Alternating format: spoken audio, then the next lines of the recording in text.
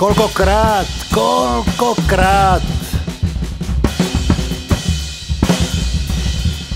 premýšľam, spomeniem si, myslím na poslednú cestu svojho otca.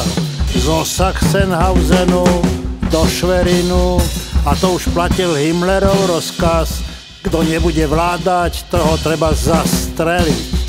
Mojho otca zastrelili, pretože nevládal.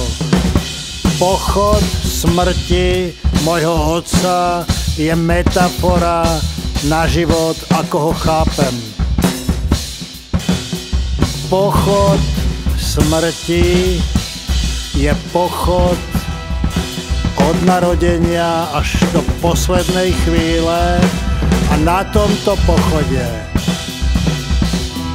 si treba ponechať chvíľu, čas, energiu, motiváciu na to, aby človek povedal všetkým, ktorým ublížil: prepáčte, prepáčte.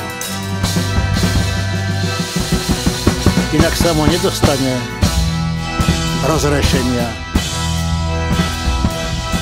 Láska, zodpovednosť, kreativita sú života budiče. Viera, a to ďaleka nie len náboženská, je nádej, je cesta, je cieľ.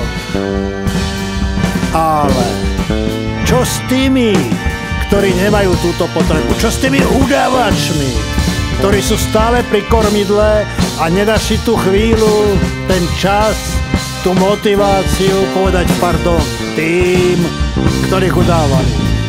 Čo s tými, ktorí kvôli prachom, kariére a moci ničili životy okolo seba a nenašli odvahu, motiváciu, čas na to, aby povedali prepáčte? Čo s tými intelektuálmi, ktorí dokážu za stolom a v kabinete a vo svojich vežiach so slovnovými chrliť z rukava riešenie súčasných problémov? Pre koho? Pre koho, keď nejdu medzi ľudí? Pre koho, keď nie sú tam, kde treba presvedčiť živých, ale mýliacich sa ľudí argumentami?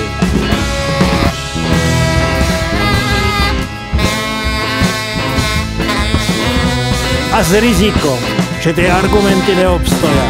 A s rizikom, že budú musieť znovu a znovu premýšľať, znovu a znovu vstupovať do akcie, znovu a znovu vytvárať fakty nášho života. A faktom nášho života je to, čo sa naozaj stalo. To, čo sa stalo skutočnosťou a nie konštrukciou nejakej vyvolenej hlave. Čo prešlo skúškou ohňom.